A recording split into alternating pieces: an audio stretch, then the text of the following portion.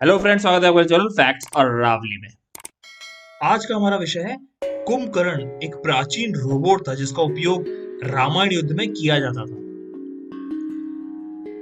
दुनिया के सबसे पुराने महाकाव्य रामायण में कुंभकर्ण को रावण का छोटा भाई बताया गया है, लेकिन वह बिल्कुल भी जीवित प्राणी नहीं था, बल्कि एक यंत्र था, मशीन या रोबोट था जिसका रूप भीमकाय था। एक विशाल रोबोट की तरह अधिक सटीक होने के लिए कुंभकर्ण एक प्राचीन रोबोट था जो अधिक मशीन, कम मानव जैसा डरावना ह्यूमनॉइड था। अब आप सोच रहे होंगे ये कैसी बेवकूफों जैसी मैं बातें कर रहा हूँ, पर अगर वो इतना बड़ा इंसान होता तो उसकी इतनी बड़ी पत्नी होती और उसके बड़े बड़े बच्चे होते, पर ऐसा नहीं है। उसकी पत्नी वो वज्रवाला करकथी एक सामान्य इंसान थी, जिस सामान्य इंसान की ऊंचाई की थी, और उसके बच्चे भी छोटे सामान्य इंसान की ऊंचाई जितने लंबे थे, जिनका नाम था कुंभ निकुंभ। इस बारे में विस्तार से हम इस वीडियो में आगे जानेंगे।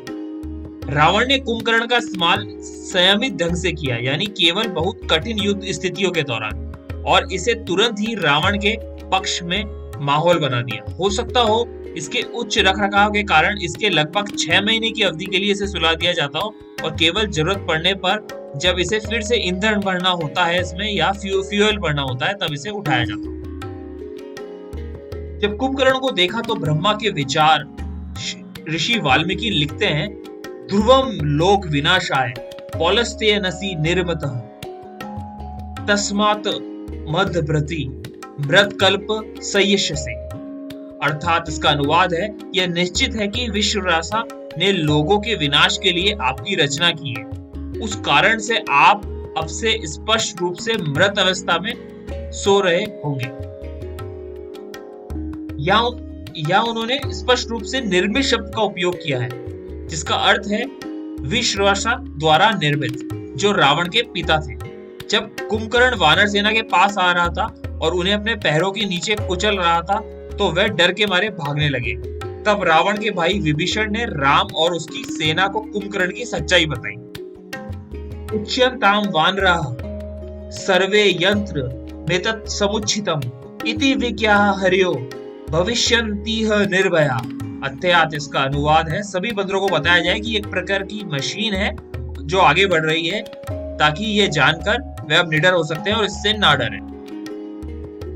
प्रक्षिप्त कुंभकरेण वक्त्रे पाताल समनिभे नासापुटाभ्याम निर्जग्मु करार्णभ्याम चैव वानराः। अर्थात अनुवाद है कि कुंभकर्ण द्वारा पृथ्वी में एक बिल के समान दिखने वाले मुंह में फेंके गए वानर फिर से उसकी नासिका और कानों से बाहर निकल गए।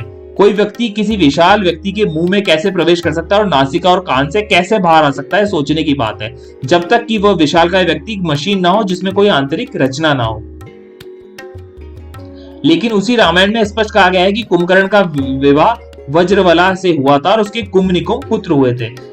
इन पुत्रों को हनुमान ने मार डाला। तो कुंभकर्ण रावण का जीवित भाई होना चाहिए, जो एक विशाल रोबोट को उसके अंदर से संचालित करता हो, जैसे अवतार फिल्म में MP सूट था। इसलिए रोबोट को उसके ऑपरेटर के नाम से ही जाना जाता था। वस्तुतः कुंभकर्ण का अर्थ है जिसके कान यानी कर्ण के समान कुंभ हो। राम ने कुंभकर्ण की बाह काटने के लिए वायु अस्त्र हवा से तेज चलने वाली मिसाइल का इस्तेमाल किया और बाद में उसका सर काट डाला।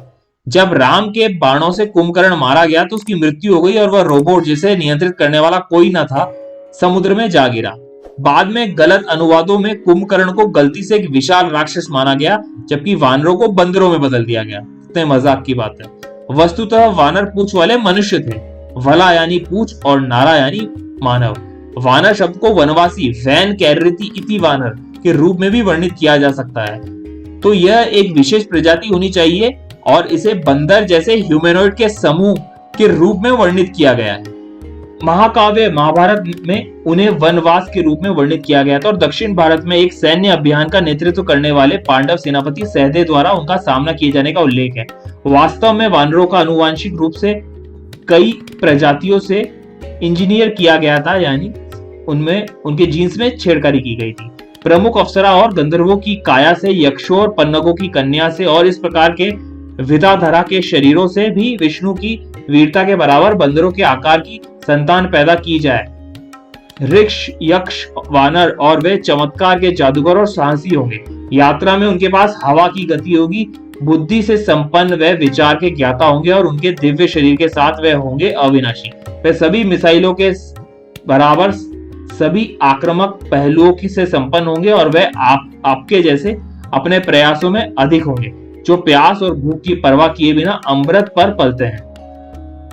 1050 ईस्वी के दौरान परमार राजा भोज द्वारा संकलित समरगना सूत्रधार में भी रोबोटों का वर्णन किया गया है। इस पुस्तक में बुद्ध से प्राप्त ऊर्जा के कारण उड़ने वाली हवाई जहाज का वर्णन किया गया है। इस पुस्तक में एक व्यक्ति को 5वीं मंजिल तक ले जाने के लिए लिफ्ट का भी वर्णन किया गया है। इसके बारे में किसी अन्य लेख में अधिक जानकारी। योग वशिष्ठ ने संभारासुर द्वारा तैयार युद्ध मशीनों या रोबोटों का भी वर्णन किया गया। धन्यवाद। और औचक जानकारी जानने के लिए जुड़े रहिए हमारे चैनल। उसके लिए please do like and subscribe channel और नए नोटिफिकेशन के लिए हमारे बेल आइकन को दबाना ना भूलें। आपका दिन शुभ रहे। धन्यवाद।